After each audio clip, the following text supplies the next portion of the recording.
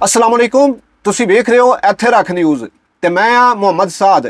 ਬੀਤੇ ਵਰੇ 9 ਮਈ ਨੂੰ ਪਾਕਿਸਤਾਨ ਤਹਿਰੀਕੇ ਇਨਸਾਫ ਦੇ ਬਾਨੀ ਇਮਰਾਨ ਅਹਿਮਦ ਖਾਨ ਨਿਆਜ਼ੀ ਨੂੰ ਗ੍ਰਿਫਤਾਰ ਕੀਤਾ ਗਿਆ।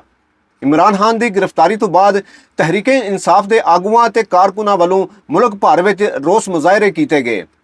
ਰੋਸ ਮੁਜ਼ਾਹਰੇ ਕਰਨਾ ਹਰ ਸ਼ਹਿਰੀ ਦਾ ਮੁੱਢਲਾ ਹੱਕ ਹੁੰਦਾ ਹੈ। ਇਹ ਮਾਮਲਾ ਉਦੋਂ ਵਿਗੜਿਆ ਜਦ ਪਾਕਿਸਤਾਨ ਤਹਿਰੀਕੇ ਇਨਸਾਫ ਦੇ ਆਗੂ ਕਾਰਕੁਨਾਂ ਨੂੰ ਭੜਕਾ ਕੇ ਫੌਜੀ ਛਾਉਣੀਆਂ ਵੱਲ ਲੈ ਗਏ। ਫੌਜੀ ਛਾਉਣੀਆਂ ਦੇ ਬਾਹਰ ਫੌਜ ਦੇ ਸ਼ਹੀਦਾਂ ਦੇ ਬਣੇ ਹੋਏ ਮੁਜੱਸਮੇ ਤਰੋੜੇ ਗਏ। ਪਾਕਿਸਤਾਨ 에ਅਰ ਫੋਰਸ ਦੇ ਜਹਾਜ਼ ਕੇ ਭਾਵੇਂ ਕਿਸੇ ਕਾਰੀ ਦੇ ਨਹੀਂ ਸਨ, ਪਰ ਉਹ ਜਹਾਜ਼ ਪਾਕ ਫੌਜ ਦੇ ਵਰਤਨ ਵਿੱਚ ਰਹਿ ਚੁੱਕੇ ਸਨ। ਉਹਨਾਂ ਜਹਾਜ਼ਾਂ ਨੂੰ ਪਾਕਿਸਤਾਨ 에ਅਰ ਫੋਰਸ ਦੀ ਸ਼ਾਨ ਮੰਨਿਆ ਜਾਂਦਾ ਹੈ। ਤਹਿਰੀਕੇ ਇਨਸਾਫ ਦੇ ਕਾਰਕੁਨਾਂ ਵੱਲੋਂ ਤਰੋੜੇ ਗਏ। ਗੱਲ ਇੱਥੇ ਤੱਕ ਨਾ ਰਹੀ, ਮੁਜ਼ਾਹਰਾਕਾਰੀ ਆਪਣੇ ਲੀਡਰ ਦੀ ਗ੍ਰਿਫਤਾਰੀ ਉੱਤੇ ਐਨੇ ਭਏ ਹੋਏ ਸਨ ਕਿ ਉਹ ਲਾਹੌਰ ਛਾਉਣੀ ਵਿੱਚ ਮੌਜੂਦ ਲਾਹੌਰ ਦੇ ਕੋਰ ਕਮਾਂਡਰ ਹਾਊਸ ਜਾ ਵੜੇ।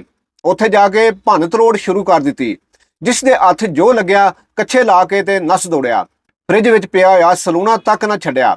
ਉਸ ਤੋਂ ਬਾਅਦ ਕੋਰ ਕਮਾਂਡਰ ਹਾਊਸ ਜਿਸ ਨੂੰ ਕਿ ਕਾਇਦੇ ਆਜ਼ਮ ਹਾਊਸ ਵੀ ਸੱਦਿਆ ਜਾਂਦਾ ਹੈ, ਉਸ ਦੇ ਵੱਖ-ਵੱਖ ਹਿੱਸਿਆਂ ਨੂੰ ਅੱਗ ਲਾ ਕੇ ਸਾੜ ਦਿੱਤਾ। ਜਦੋਂ ਇਹਨਾਂ ਬਲਵਾ ਕਰਨ ਵਾਲਿਆਂ ਦੀ ਗ੍ਰਿਫਤਾਰੀ ਦੀ ਵਾਰੀ ਆਈ ਤੇ ਪੂਰੀ ਤਹਿਰੀਕੇ ਇਨਸਾਫ ਨੇ ਦੁਹਾਈ ਮਚਾ ਕੇ ਰੱਖ ਦਿੱਤੀ ਕਿ ਇਹ ਅਸਾਂ ਨਹੀਂ ਕੀਤਾ, ਇਹ ਸਭ ਕੁਝ ਫੌਜ ਨੇ ਆਪ ਕੀਤਾ ਹੈ।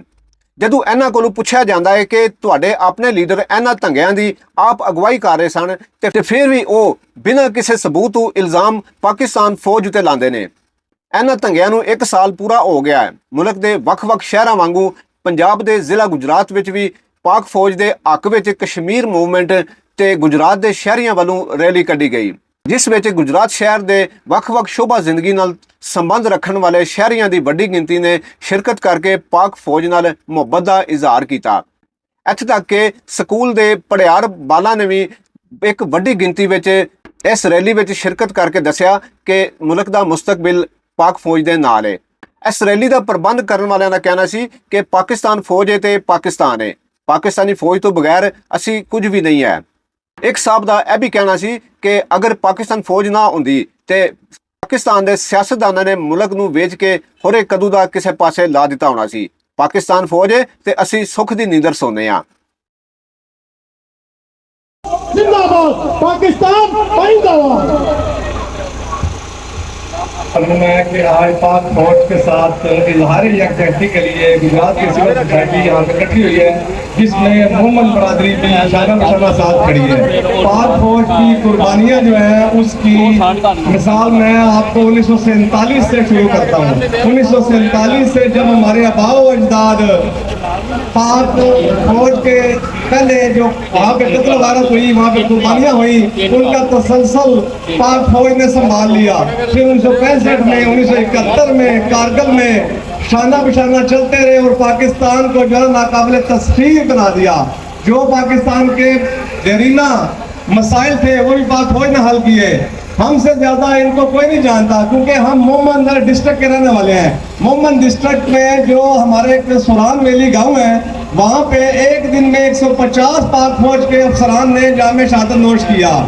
एक दिन में हमें पता है कि वो तालिबान से उन्होंने इलाका खाली कराया, तो वो कुर्बानियाँ किसी से ढकी छुपी नहीं है। हमसे ज़्यादा कोई नहीं जानता। सुबह के वक्त अभी भी पाक फौज के जवान कमांडर दुनिया की जो ताकतें हैं, आज भी पाक फौज का नाम आए तो उनको पसीना आ जाता है।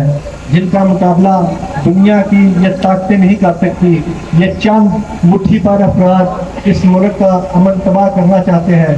मैं अपनी फौज को इस बात का यकीन दिलाता हूँ कि जो पाकिस्तान के सिविल सोसाइटी ताजर हों, वकला हों, तुलबा हों, किसी भी शोबाए ज़िंदगी से तल्लक रखने वाले जो भी अफराद हैं, वो अपनी पाक अफवाज के शाना बशाना खड़े हैं। और इंशाअल्लाह ताला मैं इस बात का भी यकीन दिलाता हूँ कि 65 से ज़्यादा जज्बा आज भी पाकिस्तान की कौम में मौजूद है और वो अपनी पाक अफवाज के साथ खड़े हैं और खड़े रहेंगे। और किसी को भी इस बात की इजाज़त नहीं दी जाएगी कि वो हमारे मुल्क की सरहदों की तरफ या मुल्क की तरफ मैली आँख से देखें। खुदा है।